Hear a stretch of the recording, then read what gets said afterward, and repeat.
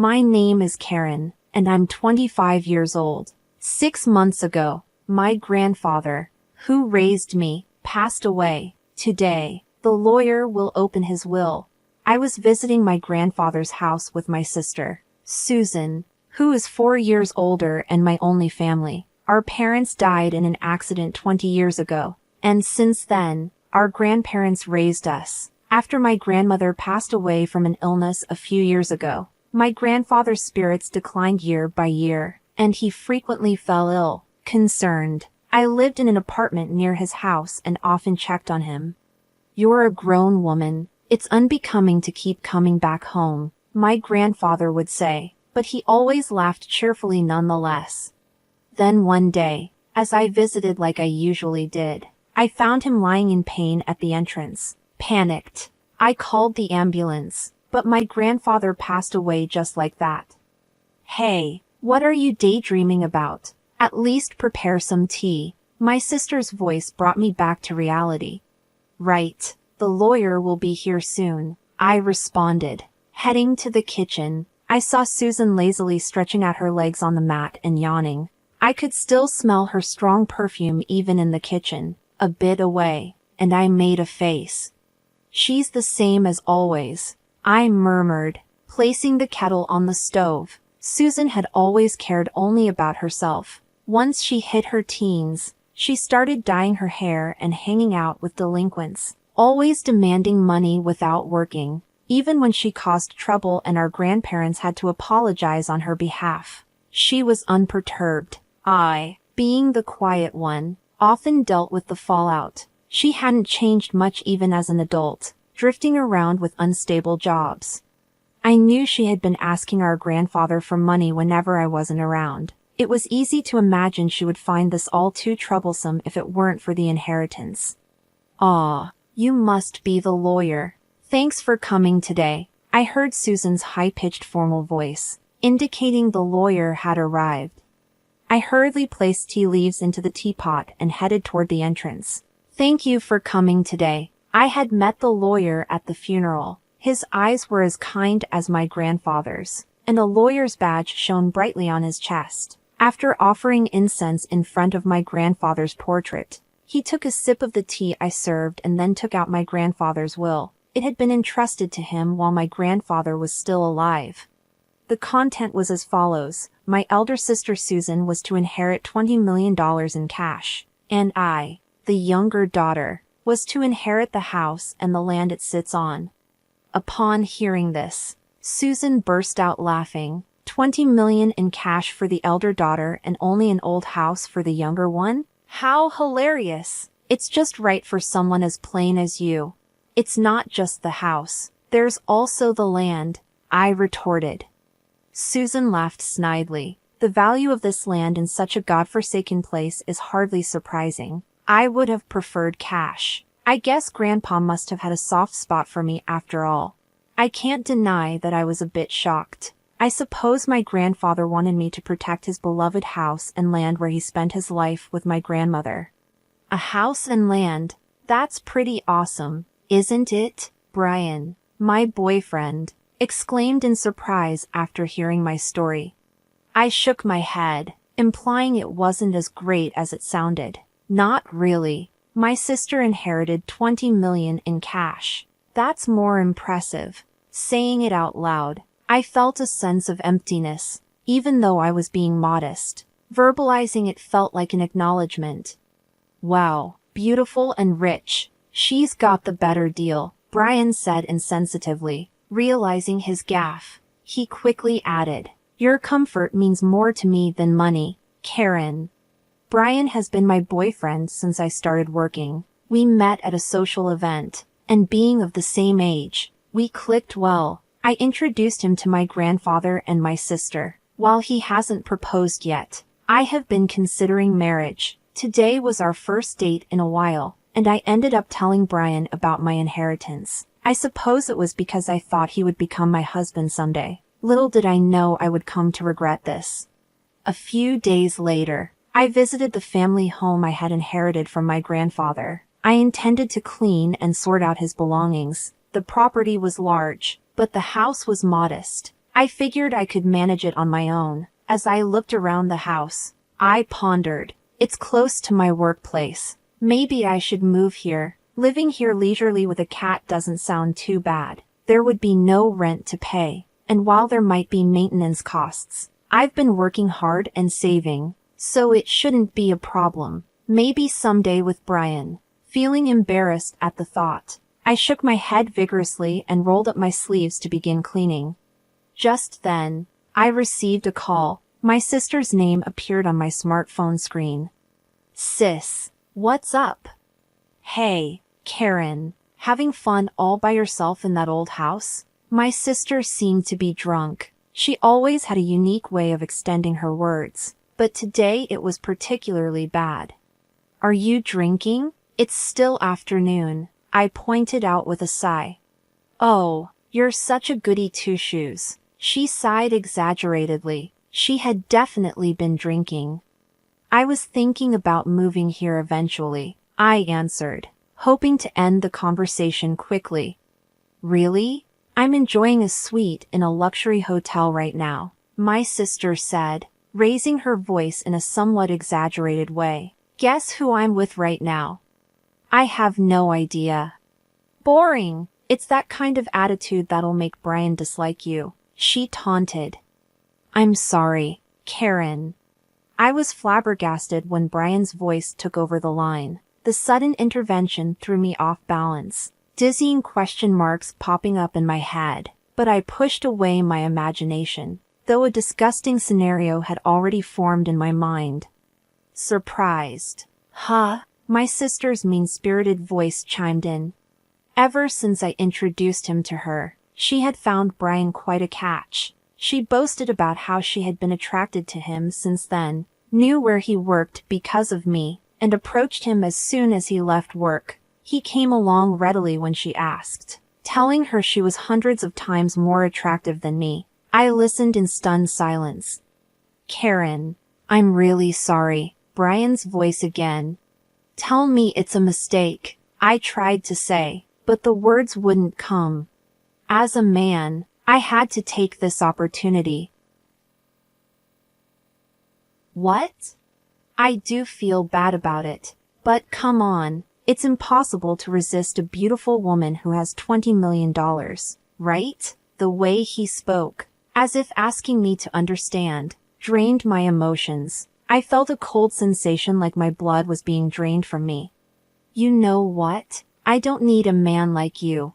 I could hear my sister laughing uproariously in the background. The voice on the phone changed back to her. Well, that's how it is. From now on, let's not consider ourselves sisters, okay? I wouldn't want you turning to me just because you're broke. With those words, she ended the call. Overwhelmed by emotions that had lagged behind, all I could do was cry out. 5 years have passed since then. I had a cat in my lap, dozing off in front of my laptop. The cat purred contentedly in its sleep. Today was my day off, but I still had a bit of work I brought home. Oh no, this won't get the work done, I said, feeling guilty but having to move the cat off my lap. Just as I reached out, my phone started to ring. An unfamiliar number was displayed. Thinking it could be work-related, I answered the call without any suspicion. Hello? Karen, long time no see. I instantly knew who it was and froze. The distinctive way of speaking was unmistakably my sister's. It's you, Karen, isn't it? I can tell just from your initial hello. After all, I'm your big sister. 5 years had passed, making Susan 34. A smirk formed at the corner of my mouth at her unchanging way of talking. You're just the same. By the way, I came home and there's a hotel standing. Did you sell the house? That's none of your business. Oh, come on. It's quite a grand hotel. Huh? You must have made a good chunk of change. Huh? Getting fed up. I was about to end the call when she started to chatter about her current situation. According to Susan, she had blown through the inheritance in about 2 years. Now she even had a considerable amount of debt. Even Brian, who she's still hanging around with, seemed to be drowning in debt. I was speechless. Honestly, I couldn't care less. So, lend me some money, Susan yelled. I've always wondered why Grandpa distributed his estate that way, I answered calmly. But on the day you took Brian from me and cut ties, I understood. I started talking slowly, recalling the events of 5 years ago, when Brian broke up with me. I was crushed. After crying my heart out, I sat dazed in my room, staring into space. I'm such a fool, I murmured, as large tears began to spill again. My gaze fell on a painting I had made as a child and had gifted to my grandfather. He had framed it and kept it hanging lovingly. Rising unsteadily, I picked up the painting. Grandpa. Nostalgia and loneliness welled up, and tears started to come again. Suddenly, something dropped from the back of the frame. Picking it up, I saw it was a fresh sheet of note paper addressed to me. I remembered how, when I was little, I used to stick notes on the back of this frame and exchange secret messages with my grandfather. It was like a family journal. Knowing that I was to inherit the house, he probably figured I'd find this note. I'm glad I noticed. I shuddered at the thought that I might have missed it. The letter was dated just before my grandfather passed. To Karen. I knew you'd definitely notice this letter. Right now, you're probably wondering why I distributed my estate in such a manner, cash to your sister and an old house and land for you. It may seem like I favored Susan, but that's not the case. Despite any claims of favoritism, I wanted to leave most of my estate to you, who cared for me till the end. I finally understood what had been bothering me. No matter what, Grandpa thought more of me. I was deeply hurt by Susan's words at that time, despite having loved my grandfather more. A kind of jealousy. I continued to read the letter. But Susan would not be satisfied with a regular division, even as her grandfather. I must admit she's terribly greedy. Exactly, Grandpa, I thought. She even took my boyfriend from me. That's what I wanted to tell him in my heart. That's why I arranged it this way. If at first glance Susan appears to have received the better deal, she won't pay attention to your share. The value of this land in our area is continuously increasing due to ongoing urban development. As of the time I'm writing this, it's not worth Susan's $20 million yet, but the value will surely increase in the future. You can live here if you're attached to it or sell it when its value rises enough to make a good profit. All I want is for you to be happy. When I finished conveying the contents of the letter, Susan clicked her tongue and said, "Hag.